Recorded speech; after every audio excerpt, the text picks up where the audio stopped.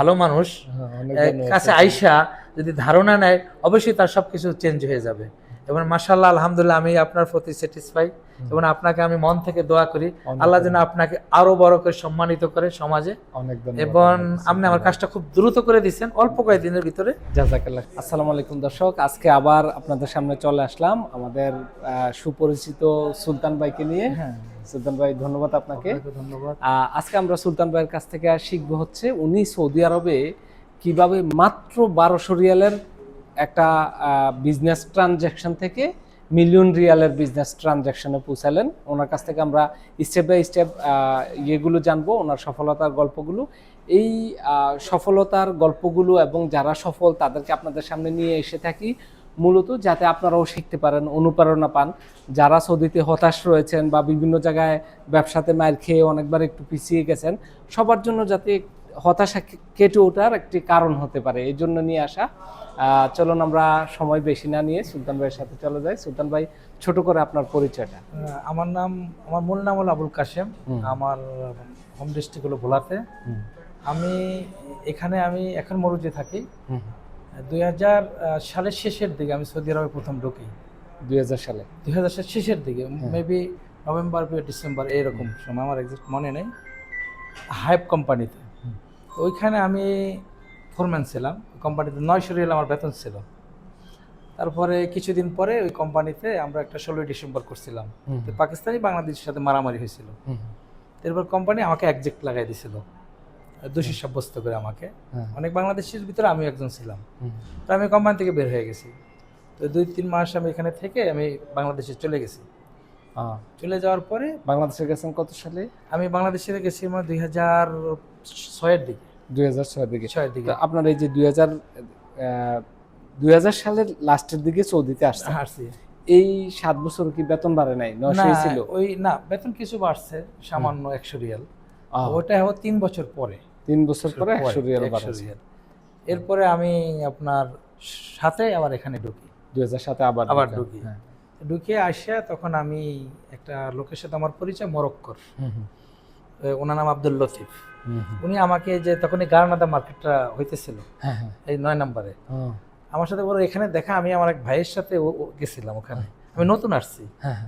তো বললো যে তোর নাম কি? আমি বললাম তো আমি তো বলার পরে যে তুই আমার কাজ আছে করবি। আমি বললাম যে ঠিক আছে, অসুবিধা নেই, করবো। তো কী কাজ? আমার এই কাজ। আমি ওনার বউর সাথে কথাবার্তা বললো আমার ওই ভাই, পরে আমার পরিচিত কাছের এক ভাই, তো ওনার আমাকে নিয়ে গেল। নিয়ে যাওয়ার পরে আমার বললো যে তোর বেতন এই, তুই আমার সাথে কাজ করবি। আমি বললাম যে ঠিক আছে, তোর সাথে আমি কাজ করব। তো ওনার সাথে আমি মনে হয় যে 1 মাস কাজ করেছিলাম। তো এই মোরসালাতে একটা বাসা ছিল। উনি সম্ভবত এশিয়ার কোনো দেশের রাষ্ট্রদূত ছিল ওই সৌদি। তো ওনার বাসায় কাজ করতেছিলাম ভিতরে। তো উনি আমাকে টুকটাক কথাবার্তা দিত। আমি আরবি জানতাম না, আমি ওই ইংলিশে টুকটাক কথাবার্তা বলতাম ওনার সাথে। তখন আমি পুরোপুরি ইংলিশ অতটা জানি না। এরপরে উনি আমাকে বললো কি যে দেখ, আমি ওরে দিয়ে কাজ করাবো না, ও মরক্কো, ও মিথ্যা কথা বলে, আমি এই বাকি কাজটা তোরে দিয়ে করাইতেছি। আমি বললাম যে না, আমি ওর চাকরি করি, এই কাজটা ওরে দিয়েই করা, যদি ভবিষ্যতে কোনো কাজ থাকে তখন আমার দিস। এটা কতদিন পরে? এটা মিনিমাম 1 মাসের মতন এরকম। 1 মাস পরে। হ্যাঁ। এরপর আমি ওনার সাথে কথাবার্তা, উনি আমার টেলিফোন নাম্বার রেখে দিছে। তখন ছোট ছোট আপনার বটন মোবাইল ছিল, আমার নাম্বার রেখে দিছে। আমার প্রায় 1.5 মাস পর, 1.5-2 মাস পর উনি আমাকে কল করছে। তখন আমি আরবি ওরকম বুঝি না, ওই ইংলিশে টুকটাক কথা বলি। তো পরে উনি আমারে বললো যে তুমি অমুক জায়গায় আস। তখন সুখ সাহারা, মোরসালাত, এইটা লোকেশন কথা বলছিলাম। আমি এনে ট্যাক্সি নিয়ে আসছি, আমার গাড়ি ছিল না। আসার পরে উনি আমাকে বললো যে আমার এই ওনার মেয়ের বাসার কাজ, উনি আমাকে নিয়ে গেল। তো আমার মেয়ে বললো যে তুই আমার এই মেয়ের রুমটা একটু সাজায় দিবি, রং টং করে জিপসাম সব কিছু, আমি মালটাল কিনে দেবো। আমার কাছে তো টাকা নাই। তখন আমি বললাম দেখ, আমি যে ভাড়া দিয়ে আসছি এই টাকাটা আমার কাছে নাই। তো উনি আমাকে বের করে 100 রিয়াল দিল। তো পরে যে তুই চলে যা, তুই কালকে আসিস, আমি এইভাবে চিনে আসতে পারবি? তো আমি বলে যে আসতে পারবো। আমি ওই 1200 রিয়াল থেকে আমার জীবন শুরু। তো উনি আবার, ওনার মেয়ে আবার ওই মেয়ের শ্বশুরের বাসার কাজ করেছে আমার দিয়ে। তখন সেটা ছিল আপনার রাবিয়া, 14 নম্বর। না, তাহলে আপনার এই যে প্রথম কাজটা আপনার কন্ট্রাক্ট হয়েছে হচ্ছে 1200 রিয়ালে। 1200 রিয়াল শুধু আপনি কাজটা করে দিবেন। করে দিন। কয়দিন লাগছে কাজ করে? এটা আমার 5 দিন লাগছিল। 5 দিন লাগছে। হ্যাঁ আচ্ছা সুলতান ভাই, এখানে আমি একটা জিনিস দর্শকদেরকে বলবো, দর্শকদের দৃষ্টি আকর্ষণ করবো, এটা হচ্ছে এই যে মনে করেন সৌদি কাজ দিছে মরক্কনকে, হ্যাঁ কিন্তু সে আবার বললো যে আমি তাকে দিয়ে করাবো না, তোমাকে দিয়ে করাবো। হ্যাঁ। আপনি কি মনে করেন সে শুধু আপনার চেহারা দেখে এটা মনে করছে, নাকি আপনার কাজ দেখে? না, সে এটা তো ফ্যামিলি বাসা, ওই বাসাটা ফ্যামিলি ছিল। হ্যাঁ হ্যাঁ। তো আমি ওই বাসায় আমি কাজ করতাম, আরো একজন ইন্ডিয়ান কাজ করতো আমার সাথে। হুম ওই বাসায় ইন্ডিয়ান কাজ করতো, ওই ঠিকাদারও সিগারেট খেত, ইন্ডিয়ানও সিগারেট খেত। হুম। এটা ওরা পছন্দ করতো না, এই জন্য বলছে যে ওগুলো দিয়ে কাজ করে, মূলত এই সিগারেটের কারণে। আর আমি কোনো জীবনে কোনো কিছু টাচ করি নাই। এটা আমি জানি না আল্লাহ পাক কেন আমাকে এখানে আনছে, এটা আল্লাহ বলতে পারবো ভালো। পরে আপনি 1200 রিয়ালে এই কাজটা শেষ করছেন। করলাম, আমার টাকা দিয়ে দিছে। দেওয়ার পরে এই ওনার মেয়ের শ্বশুরের বাসায় আবার আমি কাজ করছি 14 নম্বরে। কতদিন পরে? ওইটা প্রায় 2 মাস পরে। 2 মাস পরে আবার আমি আমার ডাকছে, ওই বাসার কাজ করছি তখনকার সময় আমি প্রায় 30,000 রিয়ালের। 30,000 রিয়াল? হ্যাঁ, এটা 2008-এ। এটা কি শুধু কাজের বিল না? না না, ম্যাটেরিয়াল সহ, ম্যাটেরিয়াল সহকারে। হ্যাঁ। উনি আমার তখন গাড়ি টাড়ি ছিল না, তো আমি যখন মাল কিনতে যাইতাম, ম্যাটেরিয়ালস কিনতে যাইতাম, আমি ওই সৌদির সাথে নিয়ে, ওনার নাম আব্দুল আজিজ কতবি, ওনার সঙ্গে আমি নিয়ে দিত আমারে। তো মাল কিনলে উনি টাকা দিত, কিন্তু আমার থেকে, আমার ওই টাকা বিলের থেকে কেটে নিত। হ্যাঁ। এখান থেকে আমার জীবন শুরু। তারপরে আমার সাথে এক লেবাননির সাথে পরিচয়, খ্রিস্টান, ওর নাম হলো উইলিয়াম। তো উইলিয়াম ও বললো কি যে আমি একটা পেইন্টের দোকানের দাঁড়ায় আছি, আমি মাল কিনবো। তো আমার বললো যে তোর নাম কি, তুই কোন দেশি? আমি বললাম যে আমি বাংলাদেশি। তোর নাম কি? আমি আমার নাম সুলতান। রিয়েল নাম কি? আমি কি, আমার নাম আবুল কাসেম, কিন্তু সবাই আমাকে সুলতান নামে চেনে। তো বলে যে তুই কি করিস? আমি কি, আমি পেইন্টের জিপসামের এই সমস্ত কাজ করি। যে আমার কাছে আছে, কাজ করবি তুই? আমি ভালো লোকের দরকার। হ্যাঁ করবো। তখন আপনার এই নাখিল, এই যে সৌদি ইউনিভার্সিটির সাথে নাখিল অ্যাভেলেবেল বাড়িঘর হইতেছিল তখন। এইখানকার এই সৌদি আরবের যে সেকেন্ড পরিবার, যেটাকে এই ম্যাগ্রেন পরিবার বলা হয়, যে পরিবার থেকে আমিরদের উজির হয়, এই পরিবারেরই ম্যাগ্রেন পরিবার, বর্তমান উজির মোহাম্মদ বিন সালমানের যে উজির, ওনারই মামতো ভাই বদর, এর বাসার আমাকে কাজ দিছে। উনি হলো মেন ঠিকাদার, আমাকে উনি পেইন্টের কাজটা দিছিল। তো দেওয়ার পরে আমি কাজটা দেখলাম, ওনার সাথে কথাবার্তা হইলো। এই ভদ্রলোক, ওনার নাম বদরুল গেস, ওনার বাবা একসময় জাহাজের প্রধান ছিল, ওনার শ্বশুরে বিমান বাহিনীর প্রধান ছিল। ওনার দুজন কেউই নাই, দুনিয়াতে মারা গেছে। এই ভদ্রলোক একদিন ওনার লেক্সাস গাড়ি নিয়ে আসছিল। আমি ভিতরে লোক, আমার সাথে আরো লোক আছে, হেরো কাজ করে, আমিও তখন নিজে কাজ করি হাতে। তো আমি দেখে ওনার সালাম দিছি। তো আমাকে বললো যে আমার গাড়িতে একটু মাল আছে, নামাই দিবি? তো আমি বললাম যে হ্যাঁ ইয়েস, নামাই দেবো। তখন আমি নামাই দিলাম, নামাই দেওয়ার উনি আমার কি মনে করিয়া আমার হাতে ধরিয়া উনি আবার গাড়িতে বসাইছে, বসে দোকানে গেছে।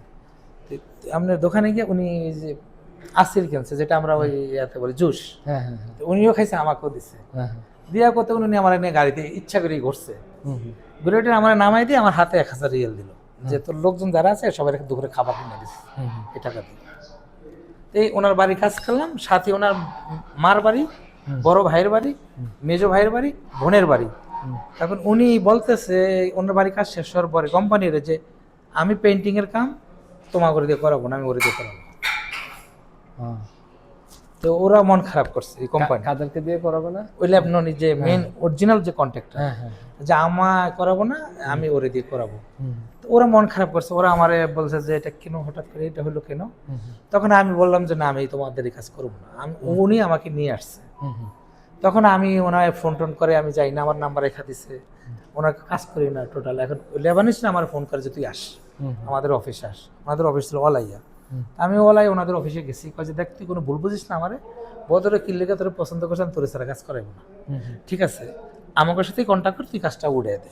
আমি বললাম যে তোরা টাকা আমি বদর থেকে নিব না, টাকা আমি তোদের থেকে নিব, আমি কাজ উঠিয়ে দেব। তখন আমি এই ওর বাড়ির কাজ উঠাইলাম, ওর মা আর ওর বড় ভাই, ওর মেজো ভাই, ওর ছোট বোন একসাথে। এরা কিন্তু বর্তমান উজির মোহাম্মদ বিন সালমানের যে নওয়াফ মেগরেন, ওনার আপন ফুয়াতো ভাই, এরা আপন ফুয়াতো ভাই। এরপরে আমি এই কাজগুলা করে আর আমার পিছনের জীবনে তাকান লাগে নাই। আমি প্রধান বিচারপতি সলমান মাহিনীর ওনার আত্মীয় কাজ নিলাম। আমি আলবেলাদ ব্যাংকের যে মালিক খালেদ মেকরেন, উনি উজির ছিল আমির সুলতানের, খালেদ মেকরেন, এনার কাজ নিলাম। এরপরে আমি কাজ নিলাম ফায়েজ মালকির, একটা সোশ্যাল মিডিয়া উনি সারা পৃথিবী চেনে, উনি অনেক বড় মানুষ, ওনার কাজ নিলাম।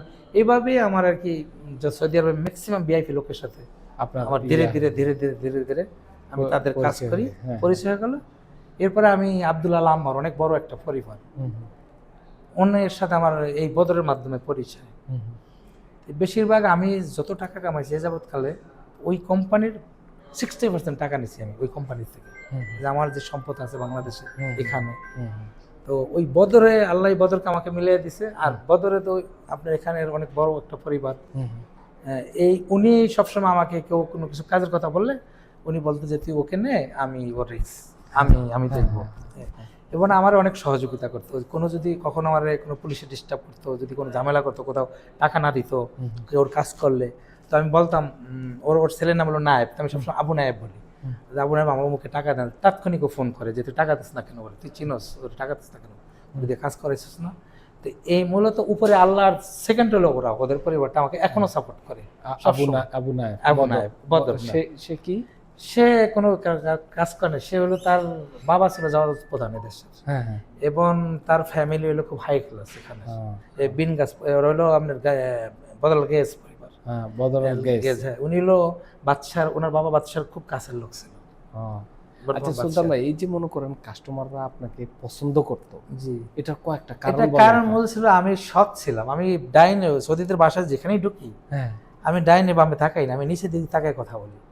এটা ওরা আমাকে সবচেয়ে বেশি পছন্দ করে। আর আমি খুব অনেস্ট সৌদি আরবে।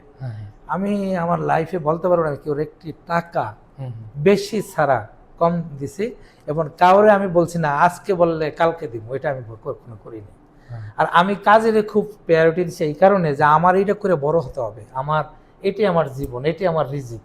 না যেমন মনে করেন এই যে আপনার হিস্ট্রিটা আপনি বললেন 1200 রিয়ালের একটা কাজ পাইছে, সে আবার তার শ্বশুর বাড়ির কাজ করাইছে আপনাকে দিয়ে, তার মানে সে স্যাটিসফাইড আপনাকে দিয়ে। তারপরে ওইখান থেকে আপনি আবার আরেকটা কাজ পেলেন, মানে আমি দেখতেছি আপনার এই একটা কাস্টমারই আরেকটার সাথে রিলেট করে করে কাজ দিছে। এই যে রিলেট করে করে কাজ দেয়, এটার জন্য কিন্তু একটা কারণ থাকে। কারণ হচ্ছে আপনার কাস্টমার স্যাটিসফাইড থাকে, কাজটা ফার্স্ট ক্লাস হয়, ভালোভাবে কাজ ডেলিভার দিতে পারতেছেন। আসলে যারা একটু বড় মাপের তাদের কাছে চাওয়াটা কি, তাদের কিন্তু টাকা সমস্যা না, তাদের সমস্যা হচ্ছে আমি কোনো একটা কাজ কাউকে বুঝিয়ে দিলে এটা যাতে সুন্দর করে ফিনিশিংটা হয়ে যায়, এটা যাতে আমার ইনভলভমেন্ট না পড়ে। তো আমি আপনার হিস্ট্রি থেকে যেটা দেখতেছি, আপনার ফুল ইয়াটা হচ্ছে আপনার একজন কাস্টমার আরেকজন কাস্টমার দিছে, তার মানে হচ্ছে কাস্টমার স্যাটিসফাইড ছিল, আপনাকে যে কাজ দিত ওই অনুযায়ী কাজটাও বুঝে পাইত। আপনি মনে করেন আপনি যেমন একটা দুটা কারণ বলেছেন, আমি মনে করি যে এই কারণগুলোর সাথে মেইন কারণটা কিন্তু এটা যে কাজ সুন্দর হয়। এবং সাউদিয়ানদের সাথে তো আমি সকাল থেকে রাত পর্যন্ত থাকি, ওরা সবচেয়ে মানে মিথ্যা পছন্দ করে না এবং সৎ পছন্দ করে। এবং আপনার ওয়ার্ড, আপনি যেটা ওয়ার্ড দিবেন এটা ওদের কাজে ঠিক থাকতে হবে, কথায় ঠিক থাকতে হবে। যে আপনি বলছেন এখনই, কালকে পরশুই, ওদের সাথে কথায় কাজে যদি মিল থাকে ওরা আপনাকে অনেক সহযোগিতা করবে। এটা ওদের। আমি বাংলাদেশ থেকে 2016 সালে আমার ওই কাজ করতো, ওনার ওয়াইফে ওষুধ বানিয়ে দিছিল আপনার কষ্টাপ দিয়া, আমার এক ফ্রেন্ডের মামা, আমি আনছিলাম ভিসা দিয়ে, আমাকে এয়ারপোর্টে আটকে দিছিল, আমাকে জেলে দিয়ে দিছিল।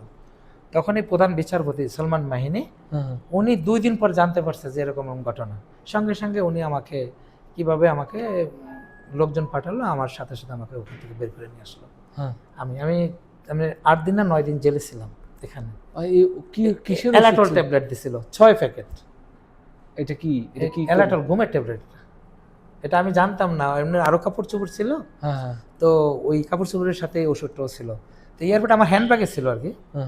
তো ওইটা এয়ারপোর্টে যখন আপনি ইমিগ্রেশন ক্রস করার পরে ওই যে মেশিনের হাতের ব্যাগ মেশিনে দিতে হয় স্ক্যানিং করে, ওইখানে যে তোর এটার ভিতরে ওষুধ আছে, আমি বললাম যে ওষুধ দেখ। তো উনি খুলে দেখে যে এটা আপনার ঘুমের ওষুধ। তার কারণে আমার পাসপোর্ট নিয়ে গেল, আমাকে থানায় দিয়ে দিল, থানা থেকে আমাকে জেলে দিল, কোর্টে উঠাইলো। আমি বললাম যে এই ঘটনা। পরে আমার এখানে এক আত্মীয় ছিল, উনি ওই শেখরে বললো বিচারপতিরে, পরে উনি ওই উকিলের মাধ্যমে আমার জামিন করে। তো আপনার এই টোটাল এই জার্নিটা, যে 1200 রিয়ালের জার্নিটা কোন দিকে গিয়া মানে লাখে পৌঁছাইছে, কতদিন পরে? আমার এটা বেশি দিন লাগে নাই, আপনার 1 বছর পরে আমি 2 লাখ 2.5 লাখ রিয়ালের কাজ 2 লাখ 2.5 লাখ রিয়ালের কাজ নিতেছি। এখন তো আমি 7-8 মিলিয়নেরও কাজ পাই। 27 মিলিয়ন 10 মিলিয়নেরও অফার পাই, 15 মিলিয়নেরও অফার পাই। আপনার বেশিরভাগ কাজ কিসের? আমার বেশিরভাগ হচ্ছে decoration, interior, Interior decoration। Gypsum, painting, flooring, এগুলোর কাজ। এগুলোর কাজ এটা বেশি, হ্যাঁ। এবং আউটসাইডে হলে গিয়ে আপনার যেমন পাথরের কাজ, পাথরের কাজ, হ্যাঁ, স্টকে যে প্রোফাইলের কাজ, ফক্স, আবার ওই যে আমরা বড় কোম্পানির বড় বড় বিল্ডিং এর আন্ডারগ্রাউন্ডে অনেক ফক্সি বিল্ডিং এর কাজ হয়, এটা অনেক হাই কোয়ালিটির কাজ হয়। আর আমি বেশি ইটালিয়ান পেইন্টের কাজ করি, ইটালিয়ান এবং গোল্ড পেপারের কাজ করি, যেটা আমি আর্টিস্টের অনেক সৌদি, আমরা তো ফাইজ মালিকের বাসায় আমি কাজ করেছি আর্টিস্টের, অনেক সুন্দর।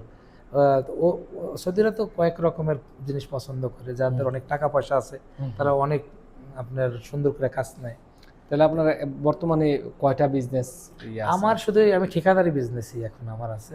ঠিকাদারি বিজনেস আছে, তাহলে আপনি ট্রেডিং লাইসেন্স করছেন কেন? এটা আমি এখন ইনশাআল্লাহ খুব রিসেন্টলি আমি একটা শপিং আপনার সুপারমার্কেট দেব। সুপারমার্কেট? হ্যাঁ, এটা ইনশাআল্লাহ খুব রিসেন্ট, ইনশাআল্লাহ। মাশাআল্লাহ, এটা আমার অলরেডি জায়গা চয়েস হয়েছে, আমি কথাবার্তা বলতেছি, ইনশাআল্লাহ খুব 15-20 দিনের ভিতরে হয়ে যাবে। আচ্ছা, সৌদিতে যারা নতুন করে বিজনেস শুরু করতে চায়, হ্যাঁ, তাদেরকে আপনি বিজনেসের দিকে যাইতে কি অ্যাডভাইস দিবেন? উৎসাহিত করব। সবচেয়ে বড় হলো কি, আপনি বিজনেস করতে হলে প্রথমত তার ধারণা থাকতে হবে, আর নো রিস্ক নো গেম। আপনার নিতে হবে, রিস্ক নিতে হবে যে কোনো কিছু। আপনি যদি মনে করেন যে আমি এই কাজটা করলে আমার লস হবে, এখানে আমি যাবো না, এটা হবে না। এটা আপনার সবসময় মানুষের নজর থাকতে উপর দিকে, আর মানুষের মন থাকতে হবে বড়। আর আপনি বিজনেস করতে চাইলে বিজনেস করা সৌদি আরবে ইজি, এখানে কোনো চাঁদাবাজি নাই, এখানে কোনো প্রতারণার জায়গা নাই, ডিস্টার্ব নাই। আপনি হুকুমার ফি দিলেন, আপনার মতন আপনি হালাল বিজনেস করলেন, যদি হালাল করতে চান আর কি। এখানে বিজনেস করা ইজি।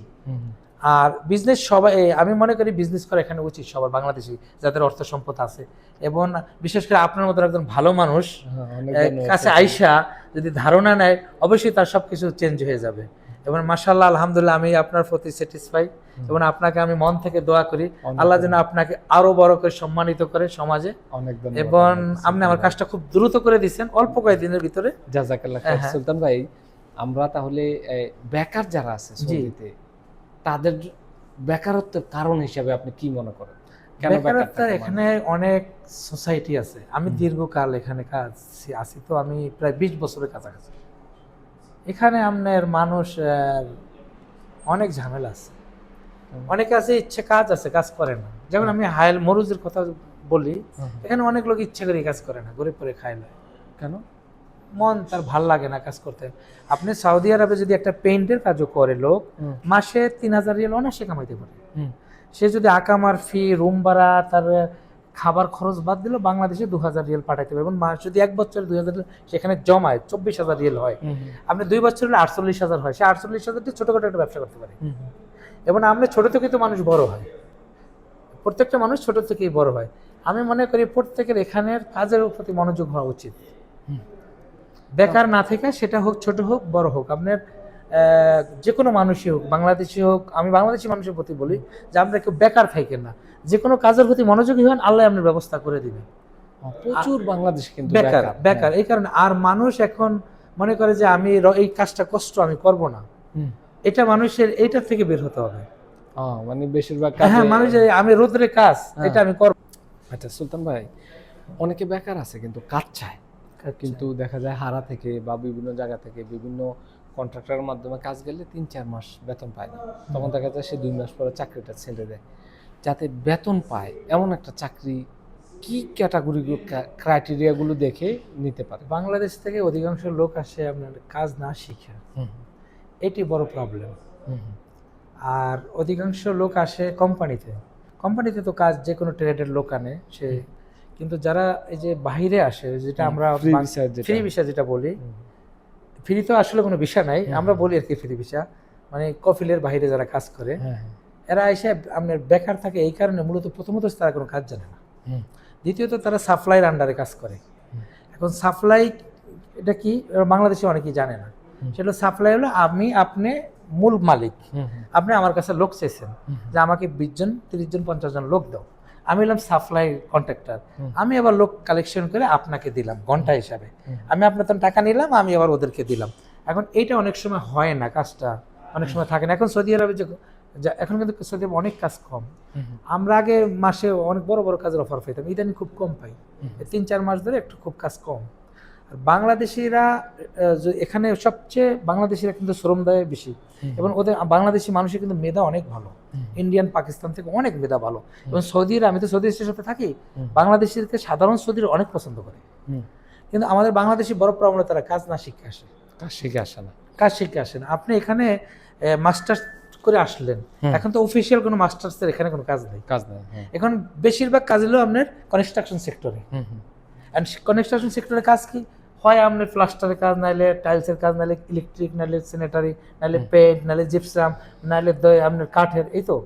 এই কাজগুলো যদি বাংলাদেশ থেকে কোনো না কোনো মানুষ, এমনকি মেকানিকের কাজ, ড্রাইভিংয়ের কাজ, এসি টেকনিশিয়ানের কাজ, বাংলাদেশ থেকে যে কোনো কাজ শিখে আসে, অ্যাভেলেবেল কাজ আছে।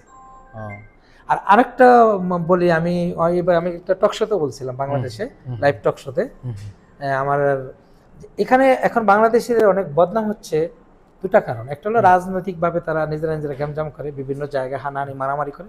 আরেকটা হলো আপনার এই যে অপহরণ, কিডন্যাপ সৌদি আরবে যেটা শুরু হয়েছে। আমি আপনার মাধ্যমে মানুষের কাছে বিনীত অনুরোধ করি যে এটা থেকে যেন মানুষ এটা যেন অত্যন্ত যেন না করে। বাংলাদেশিদের জন্য অনেক বদনাম হবে, এবং আমরা 25 লাখ লোক এখানে কর্মরত, এবং প্রত্যেকটা এগুলো আরব নিউজে আসে, সৌদিরা এটা পছন্দ করে না। সুলতান ভাই, আপনাকে ইন্টারাপ্ট করে একটা কথা বলতে চাচ্ছি। আমি যখন সৌদিতে আসার 7-8 বছর পরে আমার কাছ থেকে একটা সৌদি কন্টিনিউ টিকিট নিত। তো হঠাৎ করে একদিন এসে আমাকে বলতেছে, তুই কোন দেশি? আমি বলতেছি আমি বাংলাদেশি। বলতেছে তুই বাঙালি? আমি বলতেছি হ্যাঁ। বলতেছে আমি তো মনে করছি তুই পাকিস্তানি মনে করছে আমাকে। বলতেছে আমি তুই পাকিস্তানি অনেক বড়, তুই দেখছ আমি কত ছোট। বলতেছে না, তোর দাড়ি টাড়ি আছে, আমি মনে করছি যে পাকিস্তানি। কই দেখ আমি সর্তা। এরপর কার্ডটা দেখেছি। ওকে তুই এত বছর আমার কাস্টমার, আমি জানি না তুই সর্তা। ওরা তো পরিচয় দেয় না, কিন্তু না জীবনে বলবো না, আসলে কখনো পরিচয় দেয় না, কখনো বলেই না, ওদের নিজের পরিচয় প্রকাশ করে। সে যে পুলিশ, এটা 7 বছর আমি জানি না, সে আমার 7 বছরের কাস্টমার। এরপর বলতেছে দেখ, সৌদি আরবে প্রায় 63টা জাতি আছে, 63 কান্ট্রির লোক আছে। এটা 2015-14 সালের কথা। 63 কান্ট্রির লোক আছে। 63 কান্ট্রির লোকে যদি কোনোভাবে মারামারি করে, আরেকজন আসলে হ্যাঁ ছুটায়। আর বাঙালি রয়েছে 2জন মারামারি করলে, আরেকজন আসলে হ্যাঁ দেখবো হাজার গরিব মিন্নি বলে হাজার গরিব মিন্নি, মানে কে আমার নিকটস্থ, সে কি আমার জেলার না, কোনোভাবে যদি মিলে যায় খালাস হ্যার পক্ষ হইয়া আর একটা মারবে। মারামারি, তোদের মারামারি কেন এত বেশি? এটা অনেকে পছন্দ করেন। আর একটা বিষয় হলো কি জানেন, আমি মূলত অনেক বছর যাবৎ সাধারণ সৌদিদের সাথে কাজ করি, আমার কাজই ওদের সাথে। এবং আমি এটা এতটা বলে আমাকে যে এই যে গ্যামজাম, এটা কিন্তু আরব নিউজে সোশ্যাল মিডিয়াতে আসে। আর আরবরা তো আপনারা জানেন সোশ্যাল মিডিয়া অনেক ইউজ করে। এটা আমি আপনার মাধ্যমে বলি যে এই কাজটা যেন বাংলাদেশিরা যেন না করে। যারাই এটা করে, এম্বাসি আছে, বাংলাদেশ গভর্নমেন্ট আছে, এটা যেন দেখে এই দুষ্কারী যারা এই সমস্ত ক্রাইম করে ওদেরকে যেন দ্রুত আইনের আওতায় আনে। এটা কিন্তু খুব এটা একটা আমাদের ধীরে ধীরে কিন্তু এটা বড় হবে। আগের মতন 2008 সালে যেভাবে ভিসা বন্ধ হয়েছে, এরকম কিন্তু আবার ভিসা বন্ধ হবে। তাহলে আমরা 25 লাখ বাংলাদেশি সবাই কিন্তু খারাপ না, হাতে গোনা 200-100 এরা কিন্তু ক্রাইম করে, কিছু জায়গায় আছে, কিছু এরিয়াতে আছে। আমরা এটা সোশ্যাল মিডিয়া যাবে দেখে আমি কথাটা বলছি যে এটা যেন এম্বাসি অত্যন্ত যেন এটা দেখে গুরুত্ব দিয়ে দেখে। আচ্ছা সুলতান ভাই, আমরা খুব শেষ পর্যায়ে আছি। আপনি শুধু জাস্ট ব্যবসায়ী এবং নরমাল কর্মচারীদের জন্য কিছু অ্যাডভাইস আপনার পক্ষ থেকে? আমার পক্ষ থেকে হলো, আপনি সততার সাথে কাজ করেন, আল্লাহর প্রতি ভরসা রাখেন, এবং আপনি স্বপ্ন দেখেন। প্রথমত আপনি স্বপ্ন দেখতে হবে, আপনি ঘুমায় স্বপ্ন দেখলে হবে না, আপনি কর্মের মাধ্যমে স্বপ্ন দেখতে হবে। যে আপনি চিন্তা করবেন আপনি 5 বছর পরে কোন জায়গায় থাকতে চান, আপনি 10 বছর পর আপনি কি হতে চান। যেমন আমি সবসময় স্বপ্ন দেখি এরকম যে আমি 10 বছর অমুক জায়গায় যাইতেছি। নেওয়ার মালিক আল্লাহ, কিন্তু আপনি স্বপ্ন থাকেন, আল্লাহ আপনাকে দেওয়ার মালিক, আপনি চেষ্টা করেন। এবং আমি মনে করি আপনি সৎ থাকেন, আর কাজের প্রতি মনোযোগী হন, এবং কাজকে ভালোবাসেন, সার্ভিস দেন, আল্লাহ আপনাকে একটা জায়গায় পৌঁছে দিবে। অনেক ধন্যবাদ সুলতান ভাই, আপনার সাথে কথা বলে অনেক ভালো লাগলো। আপনাকে আমার অনেক আন্তরিক ধন্যবাদ। আমি আপনার খুব কাছে থাকি, এবং আমি ইনশাআল্লাহ আপনাকে আল্লাহ রবের কাছে দোয়া করি আল্লাহ আপনাকে অনেক বড় করে, এবং আপনি আমার কাজটা করে দিয়েছেন, এই জন্য আমি রবের কাছে শুকরিয়া, আপনার কাছে শুকরিয়া, আপনার সকল স্টাফদের কাছে আমি শুকরিয়া। অনেক ধন্যবাদ। ইনশাআল্লাহ দোয়া করবেন আমি যেন কামিয়াব হতে পারি ইনশাআল্লাহ। দর্শক আমাদের ক্লায়েন্টের জন্য দোয়া করবেন, সুলতান ভাই যাতে আর আমাকে যেন দোয়া করবেন, আমি যেন একটা মসজিদ আর এতিমখানা বানাইতে পারি। মাশাআল্লাহ, এই দোয়াটা আমাকে সবসময় করবেন। এবং আমি বাংলাদেশে কিন্তু আমার কিন্তু এনজিও আছে বাংলাদেশে, আমি গরিব মানুষের জন্য ভোলাতে ব্যাপক কাজ করি মাশাআল্লাহ, এবং ব্যাপক এটা সোশ্যাল মিডিয়াতে আসে। এবং আমি সাধারণ গরিব মানুষ, এতিম, মাদ্রাসা, মসজিদ, গরিব মানুষের ঘর দুয়ার, চিকিৎসা, এগুলো আমি করতে থাকি। আজকে প্রায় 15 বছর এটা কন্টিনিউ করি। মাশাআল্লাহ। আমার আমার যে ইনকামের 25% চলে যায় আর 25% আমি নিজের ফ্যামিলির জন্য খরচ করি। মাশাআল্লাহ, মাশাআল্লাহ, বারাকাল্লাহ ফিক। আল্লাহ তাআলা আপনাকে বরকত দেখ, এই সমস্ত ভালো কাজগুলো যাতে অনগোইং করে আপনি দোয়া করবেন আমার, ইনশাআল্লাহ। ইনশাআল্লাহ। দর্শক সুলতান ভাইয়ের জন্য দোয়া করবেন যাতে উনি অনেক দ্রুত অনেক বড় সফল হতে পারে, অন্তত 1 লাখ বাংলাদেশের কর্মস্থান। আলহামদুলিল্লাহ, আমিন আমিন।